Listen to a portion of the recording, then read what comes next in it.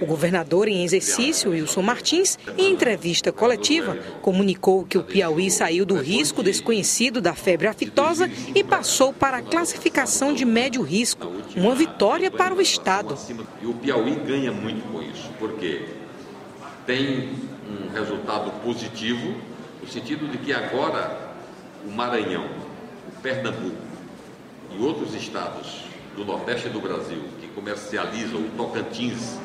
que comercializa o gado com o Piauí e estava com as suas fronteiras fechadas, a partir de hoje essas fronteiras se abrem e aí nós vamos ter um valor significativo agregado aos nossos animais que são produzidos, criados aqui no estado do Piauí. Estavam presentes na coletiva o secretário de governo, Kleber Eulálio, o diretor da Agência de Defesa Agropecuária do Piauí, José Antônio, o secretário estadual de Desenvolvimento Rural, Rubens Martins, e demais autoridades. O governador em exercício, Wilson Martins, ressaltou que essa conquista se deve aos investimentos que o governo vem fazendo em ações agropecuárias, como também dos criadores e produtores de gados. A realização do concurso público para mais técnico, a instalação de todos os escritórios em todas as cidades do estado do Piauí,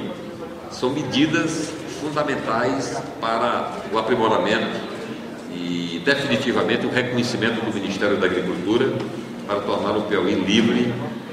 com respeito à febre aftosa. O governador em exercício mencionou que o trabalho irá continuar e a expectativa é que até o final de 2010 o Piauí esteja livre da febre aftosa.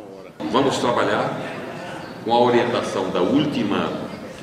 auditoria que foi feita para até o final do ano de 2010 nós estarmos livres definitivamente do risco com respeito à aftosa. Vamos amanhã, esta semana, o governador Wellington